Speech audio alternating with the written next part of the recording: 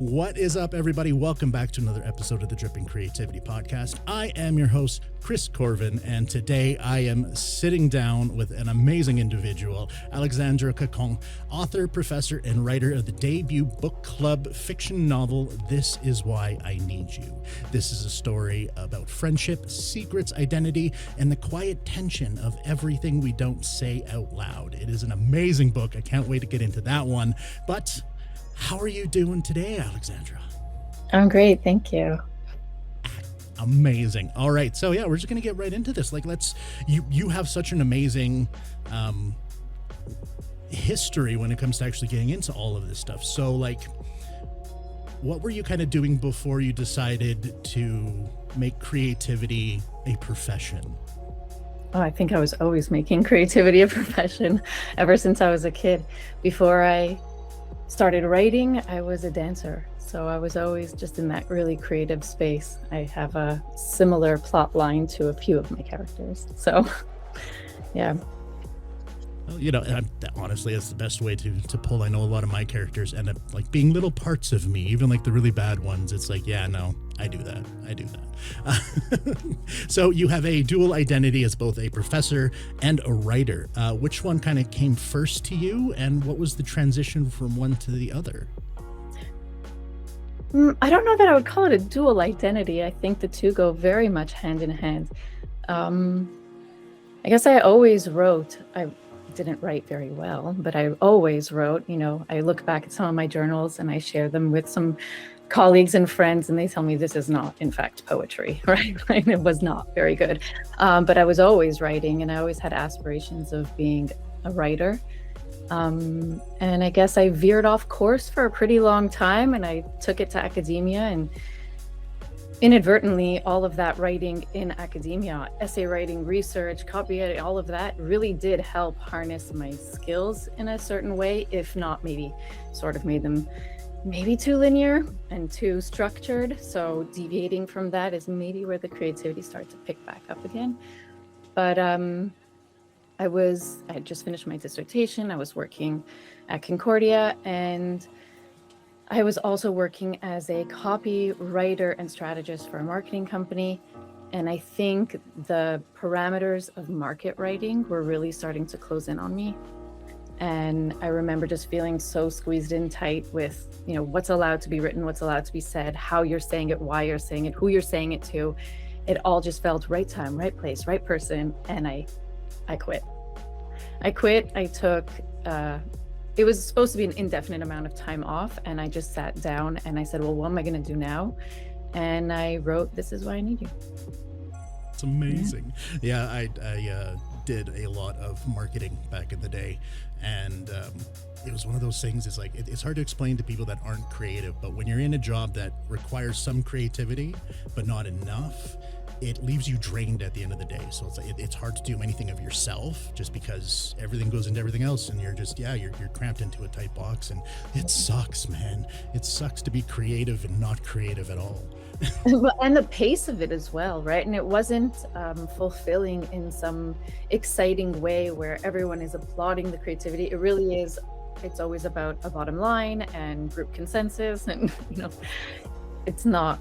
It doesn't feel as creative or as exciting as you think it is before you get into it. And so, sitting down and really I sat on my couch, or I lay down on my couch, laptop in hand, and I just vomited this book out just so quickly. It just came out. I remember I dropped my kids off at school and write for 8 hours, and then I have to go get them, and then couldn't wait to put them to bed so I could do it all over the next day. So it really just came out of me. So that's amazing. It's one of the greatest feelings in the world too. It's one of the greatest highs a person can actually experience, is just creating something like that from scratch. I absolutely love it. Okay, so kind of rolling back a little here into some of the things you've studied there.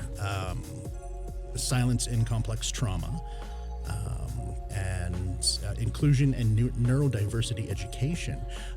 What really kind of leans you towards those fields? Oh, goodness. I have a degree in Hispanic literature, and I was really taken by all of that, just the literature itself. I just love the stories of everything from from Hispanic America, Spain. And I wanted to continue my studies, and I kept thinking of all the different things I could possibly study and think about and learn about and explore. And what I was really doing was avoiding the topic that was born of me. And so when I started my PhD, the topic was very far from what it ended up being. It was almost like a decoy topic, and it didn't take long for the real topic to emerge. So silence in complex trauma, decolonizing rape narratives is the title of my dissertation. And as a feminist, decolonial, psychological lens on silence as communication in trauma. And so I sort of looked at that in several pieces, memoir and fiction. And really, again, that's very much born of my story. And it was a cathartic release, really. And neurodiversity, inclusion, is born of my children. So I have 3 kids, each one excitingly unique, and they all come with their isms, and I just have a very close look at what's happening in schools, as most parents do, and some of it's amazing, and the teachers really work so hard to do the best they can, but the infrastructure just doesn't work for some kids despite teachers' best efforts. And so the book I wrote and the platform it stands on is really to help just push the conversation of neurodiversity just deeper, just as deep as it can possibly get, so no one's sort of left behind or invisible. That's absolutely amazing. Like, and one of the biggest reasons why I bring this one up is because it is actually, all of that is extremely close to my own heart and everything that I do. Number one being late diagnosed ADHD myself. It is a game changer to understand that sort of thing and what's actually happening with the brain. Like everything I'm doing now would not have been here had I not been diagnosed. Like, it's insane. But even going back to the silence and complex trauma, one of the main charity that I represent and I've been working with since they started is called Gems for Gems, which is a Calgary-based charity to help women after surviving domestic abuse, basically. So, after everything's done and they decide to leave, they kind of come in and really help women get back on their feet. So it's a topic extremely close to my heart as it is, and important to get out there and really talk about, because it's a difficult topic to broach and not a lot of people will actually engage, and it's even harder to find money for because a lot of companies won't even touch that type of thing. So yeah, having that's awesome. I absolutely love all of that. So speaking of kids, I myself have 2. What has being a parent actually taught you about storytelling and your own creative process? Oh, what a good question. Actually, I haven't thought about, I think about it all the time because my kids are just little unicorns. They just have so much creativity, and I pluck it all and I write it down, and don't forget that line. And they say the most incredible things sometimes and ask the most incredible questions. And I just find parenting, if nothing else, is, in my opinion, storytelling. If you can find the lesson in story, they will connect. And that little piece of information has gotten me through so many tough moments with them where I try to teach them the lesson explicitly or instruct on something. I lose them immediately, especially my little anarchists who just, know everything already. So when I share a story about myself or when I frame it as a story, I find the morality is more, they look for it and they retrieve it and they find it, and it might feel more abstract, but the knowledge building happens on their end. So that's nice. And also my kids aren't big readers, much to my chagrin, but maybe later. But we still do sit around and write books together. My kids have big ideas for all the books they want to write constantly, and so we read together and we write together. So yeah, storytelling is a big part of my home for sure. Definitely. Yeah. Neither one of my kids are really much readers right now, but to be fair, like even myself growing up, it's like when I was a a kid up until probably like 14, 15, I read everything. Like I was reading, anytime my mom had a book, I read it right after. So, I was reading Robin Cook and, Stephen King, all of that just right from a young age, because I loved it. And then suddenly it's not as cool anymore. So it's like, no, I don't need to do that. And Yeah, then no there's one's just never reading any Danielle time. Steele anymore, I don't think, right? Exactly. So, Exactly. And then, as I've gotten older, like even from starting House of Void here, like my entire company and all that, and all the publishing stuff, it's like I've read more in the past 3 years than I think I even did as a kid. Like I'm reading so much more now, and it's a lot. But it's one of those things that comes and goes. And if your kids are writing, eventually they'll read. That's kind of one of the biggest things. I read a lot as a kid. I had a book with me everywhere I went, and Kindles did not exist then, so they weren't so easy to slip in your bag, right? I carried door stoppers with me everywhere I went. In the last couple of years, aside from the stuff I'm teaching and the moments I'm able to steal away, I'm not reading as much as I used to, but I'm still reading a lot. But I find also now, as someone who's writing more and more and more, I'm more discerning of what I'm reading. I don't know if that's happens to you. I'm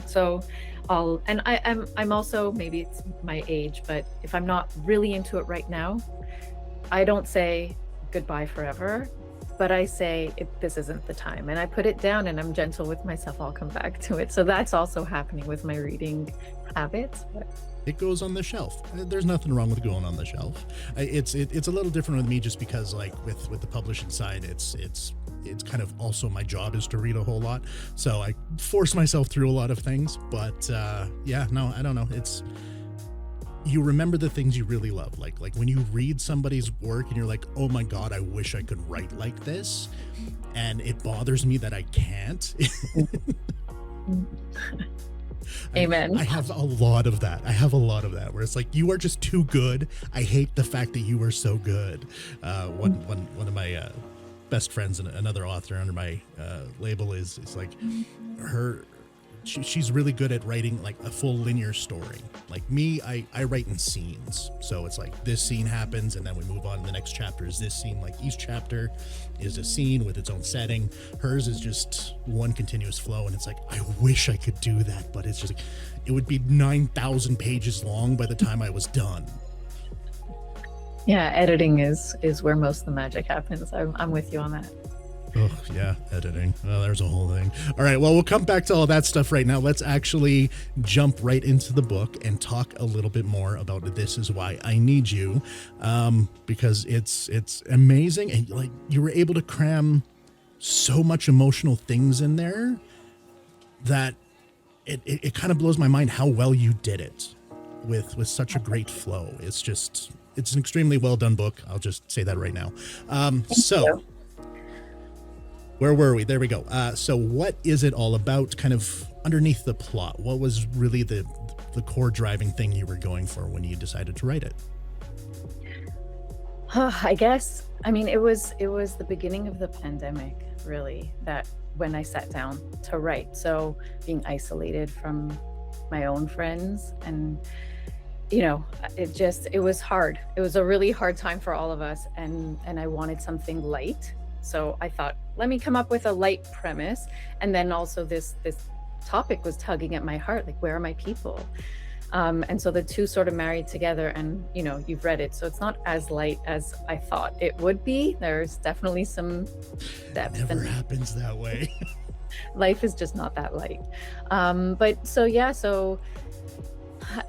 didn't grow up with a core group of friends, so that's always just sociologically been fascinating to me, what like groups of friends with these little cliques, that inner circle, what that looks like and what it would be to be in it.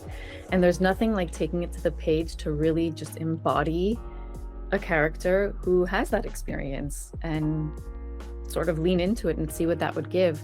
And I did that with 4 points of view. So I was able to sort of see it from each point of view. And, one feels as though she's the core, she's the glue, and Valentina, right? And then there's Faye, who feels like she could lift right out. And so I have that spectrum. The pairs within the foursome and how that clicks off. And so I just wanted to explore friendship, really. And that was the seed. That was what I planted first. The story came of that. I wanted something interesting to be happening in each one of their lives that was pushing them potentially apart from one another when we need our friends most, which is where the title came from. And I just sort of went from there. And then I started plucking bits of my friends and saying, oh, that would marry well with that. And I just sort of made these little like collages of people, and I wanted in a very big way to represent Montreal and our multicultural truth of the people who live here. And so each character has something unique that they bring to our Montreal identity, and Montreal's a big part of the story as well. So all of that was sort of the ingredients of the story, and I went from there. That was amazing. One of the key things that I find really curious, especially when talking with authors about multiple points of view and all of that, was there a character that you found harder to write from or harder to get into from their point of view? And did you work through it, or did you scrap that all and go with something easier? No, I'm so stubborn. There's no scrapping. I think I thought Valentina was the easiest when I first started writing, because she was actually the first chapter in the first version of the book, and she was maybe my point of view. That was my inner voice. I didn't have to change much. She would be me. That changed obviously a lot along the way. Zinnia started to morph and Kiara started to morph. I would say the one that was hardest was Faye, because she kept melting into Zinnia, which was data that was I needed to pay attention to. Why does she morph into her? Which is where the whole I lift right out insecurity came from. That wasn't part of her personality at the beginning, but the more I realized, even I as the author couldn't pull her apart from the person she was so deeply, madly in love with, I said, okay, maybe it was hard for her to have her own identity. And so that sort of came from it. But so she was probably the hardest, not because I didn't identify with her, but just nothing net new was coming to me about her. And then on second, third, fourth iteration of the book, eventually she really took on, I think she has a pretty strong point of view, a very strong character, and she was a lot of work. she was probably the hardest. Kiara was probably in the end the easiest to write, because she had anger. She was pissed at life and sad, and those emotions, I guess, are just not easier to access, but simpler to comprehend on that level. So yeah. It's weaving in the difference, not only in emotional regulation between each one, but actually being able to see the justifications from another side. It's one of the things I'm working on, where it's like, what is the lie your character believes about life? Because everyone has one lie that they believe, and it's their core premise. It's like, as long as I do this, I'm going to accomplish this. This is, my lie. And having to bounce between, 4 different versions of personality types without, overlapping too much is an extremely strong thing to be able to do, especially on the debut one. Like, it's amazing. You should definitely feel proud of that. So there is that. So kind of going, the problem is I want to go spoiler in this, but we can't, because we're promoting the book. So we got to stay spoiler free here, because we want people to read it. I would hope. Well, exactly. So, all right. How do I even want, I'm trying to figure out the best way to phrase it, because you actually answered a lot of my questions already. Oh, but, sorry. Oh, no, it's literally, it's what's about, I overplan. I plan like 90 questions, and I'm just like, okay, done, we move on. It's the ADHD thing. I bounce around a lot. But let's actually just talk about the Dirty 30 milestone there. So it centers around this whole concept here. What is it about that specific age to you that made the friendships feel more precarious and requires them to be renegotiated? Yeah, I like the Dirty 30. It's, for me, I called it the thrisis, right? The 30s crisis. They're no longer kids. I mean, you're no longer a kid when you're 18. You're not a kid when you're 24. You're not a kid in all these milestones, finishing university, whatever it is. But for them, Zinnia stopped being a kid a decade ago when she became a mom. but her crisis is coming now as she's turning the corner in her age, and new information is coming to her about who she is, what she wants out of life, and it's her time to it's her turn. Faye also, you know, everything that was laid out for her, this path that was all working out, and it's all she's being confronted with everything, and it's all happening right now. I felt like if I made them younger, it would skew too young, and their problems wouldn't have the depth of the years that brought them there. And I needed them to have enough years from university on to have lived what they thought was their cushy life, what they thought was the life they would live, so that when it all came potentially crumbling down, there was more at stake. Like that, like you said, that myth you believe, that lie you tell yourself. You know, I thought my life was cooked. I'm done, right? Like everything's supposed to be done now. I'm married. I have a gallery. I have that. Like I have my life together. What is this? What is this happening now? Not like this wasn't supposed to happen now. So that was, you know, I could have made them 31 or 2, but then I wouldn't be able to say crisis. So it really was just, you know, I needed them at that point in their age, and they finished. We have CEGEP in Montreal, so after 2 years you finish in grade 11 high school, and then you have 2 years of college CEGEP, and then you go to university. So Faye and Zinnia left for university, so they were about 19 when they all went separate ways, so that this would mark the 10-year anniversary. So the math just worked, if that's another good reason, I guess. And again, as somebody that reads entirely too much, like there's something about when you grow up, anything in your 30s seems old, right? Like that's, you know, even when I was a kid, it's like old to me was 35, because that's just the age I remember my mom being. Like one of my earliest ages was like, yeah, no, she was, you know, 35, that's old. And then I got to 35, I'm like, oh no, this isn't old. No. And even now, like, you know, I'm in my 40s, and it's like, I don't feel old at all. I'm actually just starting to enjoy my life now, and things are finally starting to, you know, calm down. So I don't think enough people kind of realize that life doesn't end when you hit 30. So having this sort of book where your main characters are, you know, getting into that, and then older, like we need more of those as far as I'm concerned, because the young ones don't need them anymore, man. They're fine. They got their own stuff. We need stuff for us. Yeah, you know, I like a good book that has a character somewhere between the 28, 40 range. I mean, I could do older. I love Catherine Newman, The Sandwich, all those books. That just resonates in that perimenopausal state. But, you know, and I love YA as well. But this category of age, there's just so much goes on. It's such a rich time in your life where anything, you could be starting a new career, restarting a new career. You could be having a child. Your child could be almost getting married. There's so much could happen depending on where you started certain parts of your life, that it really is a very rich age. So, and they're all going through it. So, yeah, it's great. I've had so many friends in their like 25s, and they're like, oh, my life is over. I'm like, dude, you could literally go back and become a doctor right now, and you would still be a young doctor. Like, no, your life is not done. You have so much life, man. Like my eldest, 21, just getting back into schooling now, doing some upgrading and all that. Gonna go to post-secondary after that. It's like, yeah, hell yeah. Like whatever you want to do, go do it. You have more than enough time. All right. Anyways, I'm rambling again. So we got a lot of that stuff. Was there any part of this book, starting off there, did you plot it out? Are you a pantser? Are you a mix? What type of writer are you?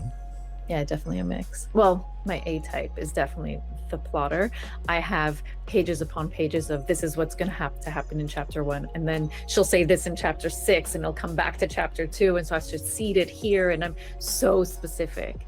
And then I open my document, and it all just goes out the window, and then I have to go. I get you.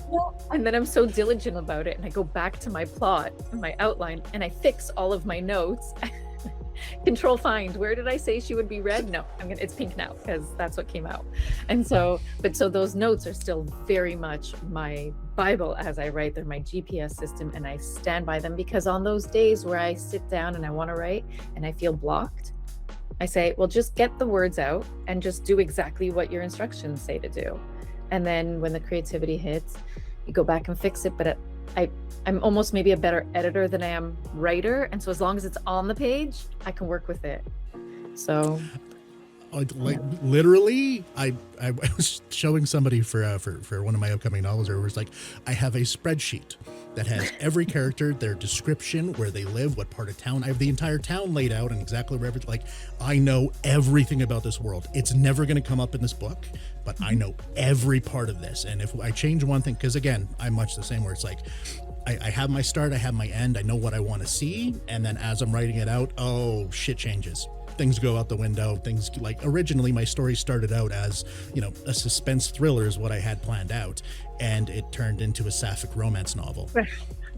And I was just like, okay, so revised everything, changed everything, but it was like, and I have a horrible memory, especially for details. But as I'm writing, I see it and I imagine it, and okay, she's going to be with red lipstick and a wrap dress, and then I look at my notes later, and she was never meant to look that way or have that thing, but I don't necessarily fix my notes. So when I go back and I mention it again, my editor mentioned to me, like, why are you pressing the red lips? She never put red lips on, right? Like I'll say I'm gonna do it, and then so I get it. Well, and like, so actually that kind of brings up the next question, is how many drafts did you come up with before you even went to editor? So many. I was part of a writing group for a while, and we worked and reworked those first 4, 5, 6 chapters as I was trying to find my voice, figure out what was happening, work on the writing, details, show, don't tell, all of that. And I left the group eventually and just started plowing through my edits myself. And I think I was at version 3 of not full rewrites, but really trying to finesse. I was really stuck with what I had on the page, just fix what you have. And I sent it out, and I got my agent, and she loved it, and she said, let's just fix this, this, and this. And she had all her notes on a review panel. And I didn't rewrite the whole thing, but that's when I was like, oh my God, I can't believe I submitted this. This is a mess. And I just started almost rewriting. I just added so much and removed so much. The story has always been the story.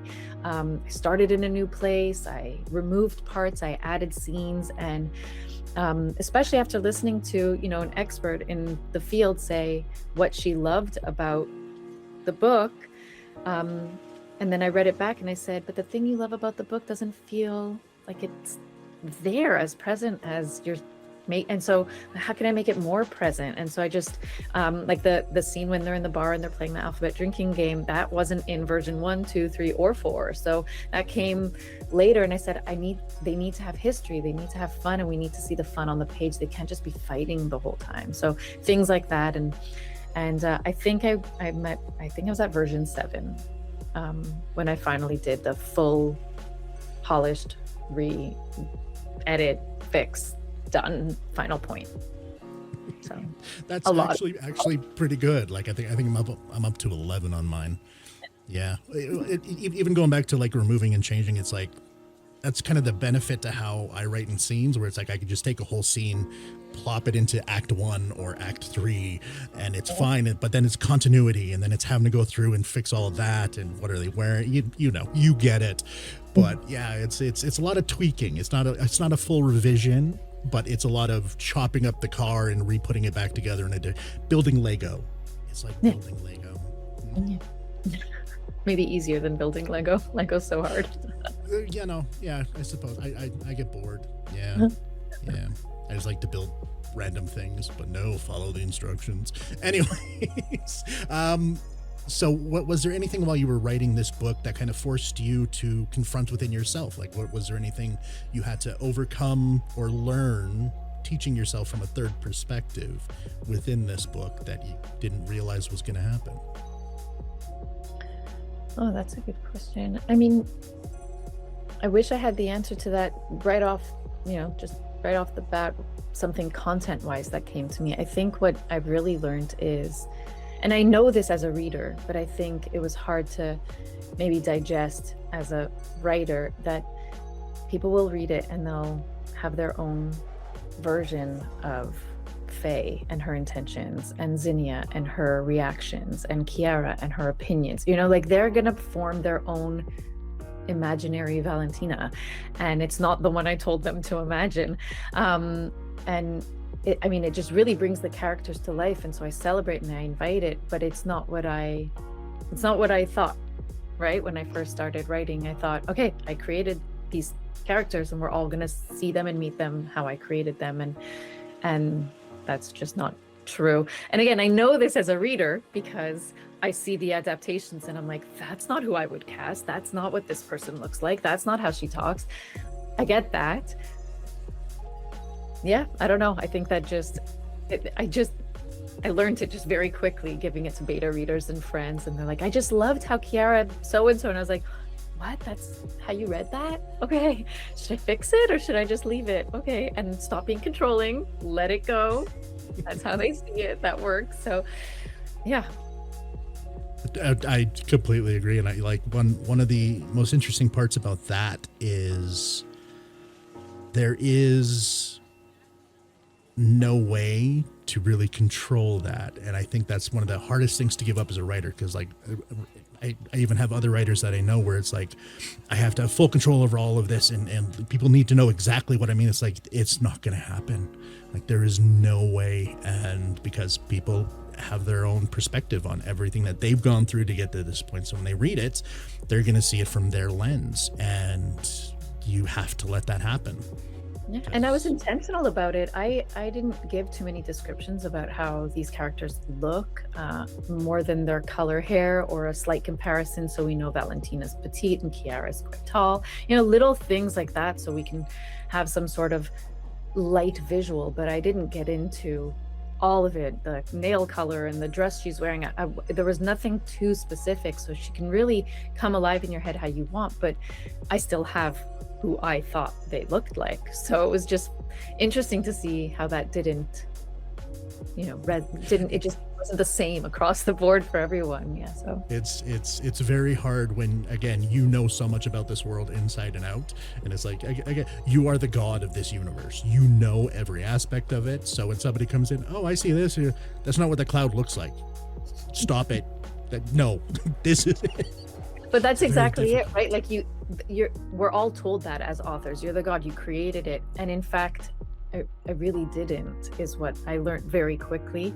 And I'm very okay with it. And I sort of love it because Valentina has however many iterations of herself. And so that's really exciting because she can live in this collective imaginary world in all of our minds however we want, and she can give us and provide us and teach us whatever we need to learn from these characters, their stories. So yeah, I find that interesting. Love it. All right, before we kind of move on into the third part of this section, we're gonna get a little deeper into the book, and then we're gonna move on. So what's the question you hope readers argue about after this book is done, after they finish reading it? I do hope that readers, book clubs, that the anchor conversation is, and sort of points more personal, more inward. Like, who are your friends, and do you carry them with you in your heart due to proximity, due to intimacy, due to history, or are these people really feeding you and nourishing your soul in a way that feels like you're seen and you're heard? And do they rally for you? Do they celebrate you? Do they accept you? Or do they constantly show you a mirror and just don't let you run away from yourself? Like, who are your people? And are you that person for your people? And I think that's an interesting conversation at any age. And it's something I teach my children and my mother, and everyone around. It doesn't matter the age. And so I think that's really important. Friendship's very important, and we should talk about it and not just carry these people with us in our lives without intention. So that's, and then I think more specific to the book, each character's plot line. Each one of them has something going on, you know, privilege, unchecked privilege, psychological abuse, identity, motherhood, you know, sexuality, all these things that are happening, you know, unrequited love or yearning love and running away, all these things that are happening in their lives that I think, you know, depending on what you've experienced in your own life, you may think, okay, that plot line, no, that's not a real problem and I don't want to talk about it. Or this one's really resonating because it really is this is a big problem. So I hope the two layers of conversation come to the table. So that actually feeds very nice into the next question, which is, which character do you think people will defend a little too hard? I think Kiara will confuse people because she really does. She's bringing her problems on herself, similar to how Valentina brings her problems onto herself. And so there are two versions of a bring your problems onto yourself kind of thing. I think Zinnia will be the one people are able to see clearly and obviously. In a maybe relatable way, or maybe just in a, yeah, that's an issue, and I get that. I think Faye is defendable because she kind of doesn't do anything wrong, ever, I think. I mean, she can be really harsh and very straightforward, but I contend that that is a good friend. Especially if you feel comfortable and safe with your friends, you should be able to take it from them because you know it's coming from a place of love and not criticism and judgment. And so I think she's probably she's the one I would defend. I don't know, who would you defend? I think I would defend Faye. It's not up to me. I'm just trying to figure out what the readers are gonna, you know, really hone in on here. We're trying to stir up the drama as much as we can, you know. Yeah. So this is actually a really good one that I love here. What's something subtle in the book that readers may miss the first time around? Be it a moment or an emotion kind of that you've seeded throughout. Maybe it's just an Easter egg. Is there anything in there that you don't think anyone will catch, but you were just really happy to put in there? I think Valentina's the complexity of Valentina's storyline comes across as quite simple. And it is in a lot of ways, right? She's, again, got this unchecked privilege, but her storyline, it does come with, you know, just, maybe it is potentially the most relatable, and so much happens in her life, and Jack is, you know, a big character off the page, but he's a really big character, and her father is a really big character, and so everything that happens to her, with her, for her, about her is sort of, I mean, she was chapter 1 originally, she's sort of the glue, she's that red thread through the story. So I would say she's got a lot of those seeds, but I think it's easy if you've never experienced psychological abuse, and I hope you haven't, then Kiara's story might be, her character might be confusing from the jump, because we don't understand why she's acting the way she's acting, and it can be annoying. And I wanted it to come across as annoying because I wanted the reader to be as confused as her as to why she's acting the way she's acting. So I would say maybe the two of them. I love that. That's actually a fantastic thing to put in there, because that's something I have in mind, where it's like my antagonist is a very specific type of person, and if you have not been in that type of abusive relationship, that overly controlling one, they seem like a really great person. So they're doing all these great things for you. They're helping you out. They're buying you all this stuff. Like, how can you not appreciate that? But the flip side is, if you have gone through that type of thing, you know how bad that is and how destructive that is and controlling. And so I've had that from different readers, where one will look at it and go, oh, how could this be the antagonist? They're a great person. And then the other one's going, I hated her instantly. The first word out of her mouth, I knew, and I hated her. It's like, and that's it. That's what I wanted. the first time we meet Ren, Kiara's fiance, we hear about him through Faye and Zinnia talking about Kiara, and then we learn about him from Valentina.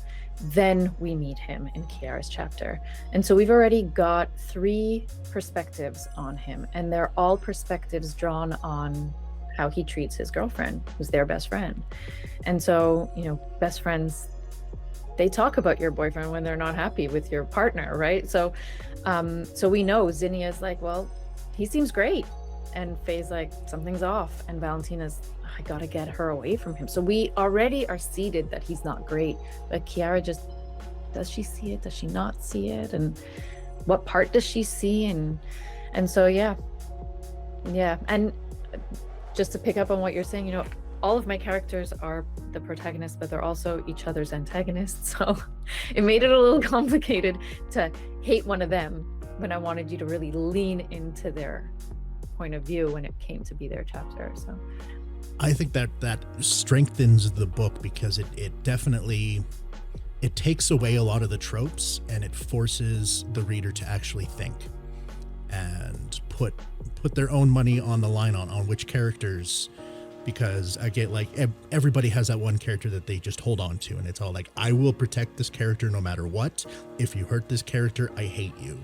And seeing how that kind of changes between readers and how they all view things differently, like to approach such a complex way of writing something is intense and extremely difficult actually to work through. Like, did you ever struggle with that when you were putting this together? Like, did you have points where you're like, I'm putting too much in this one, not enough in this one, or did it just flow naturally?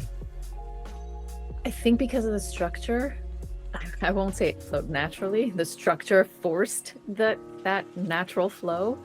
I had no choice. I gave myself this structure, and at one point it was so set in stone. I mean, I could have rewritten the whole thing, but it was really part of the pacing of the story and how I put it out together. Part 1, part 2, part 3. Each character gets this many hours, this month, and so sometimes it sort of contains me negatively, because something has to happen and I need to find out about Faye, but it's not her chapter for 3 more chapters. And so how do I do that? And it became a game a little bit. But I think what I always came back to was, like I said, that what is this story about? And I had it big across my notebooks and on my bulletin, on my corkboard. It's about friendship. And so it's not about any one of these characters. If there's a happy ending, it's not that Valentina gets a happy ending or Kiara gets a happy, it's the friendship. Do they get a happy ending? And so when you ask, which one would you defend or which one do you relate to, it really is, would I defend this friendship? Do I want this friendship to survive? Do I care if these 4 friends ever see each other again? Like, could I care less than I didn't, if you care about Valentina, but you don't care that she keeps these 3 friends, I missed the point. So I think, in the end, we want them to stay friends. That's what we're fighting for, not to give up, not because of the history of the friendship, but because they actually do love each other. They need to get out of their way. They're all in their own way, and they're all too short-sighted because of their issues. So yeah, I think that's where my natural flow, quote unquote, kept me. Oh, that's beautiful, and that's an awesome clip right there. You nailed it.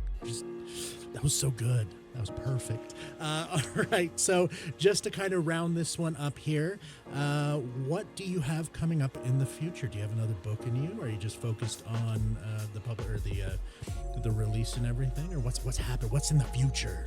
Oh my goodness!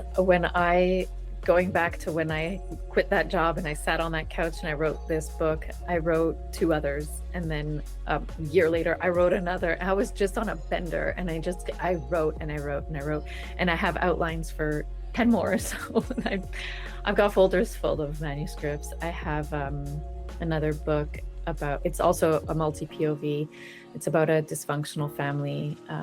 The narcissistic mother passes away, and these estranged children have children. They're all also 30, have to get back together and sort of judge up their past and see, is it worth getting back in this old house for whatever money's left, and so I have that, and I have a middle grade adventure fiction that I worked on, that I'm working on.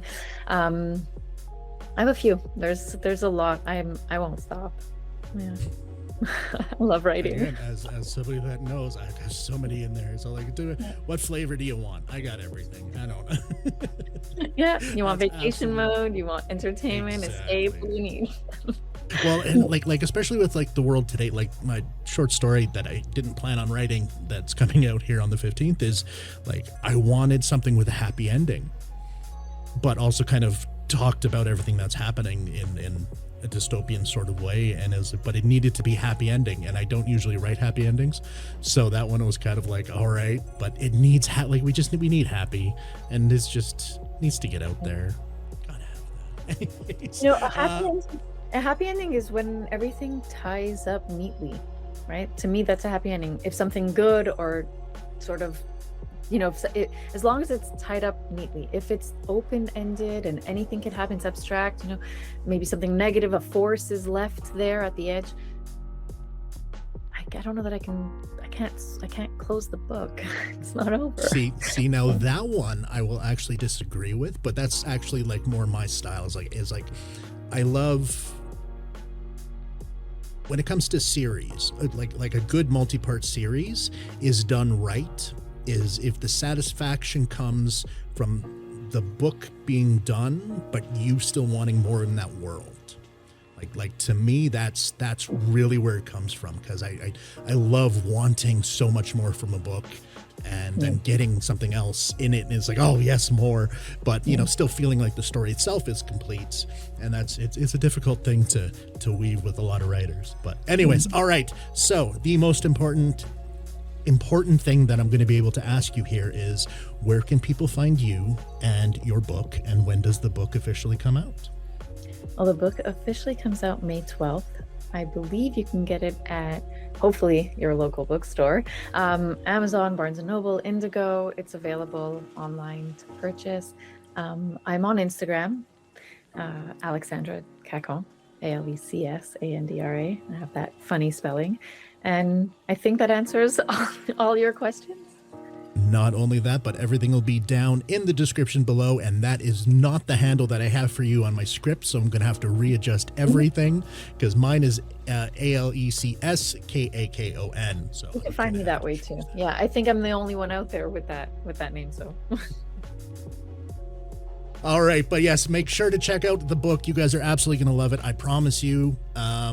There's not much more to say. Like, really, you're going to love this book. Check it out. ECW Press. Once again, thank you so much for hooking us up together for this conversation. It has been absolutely amazing. You are a wonderful human being.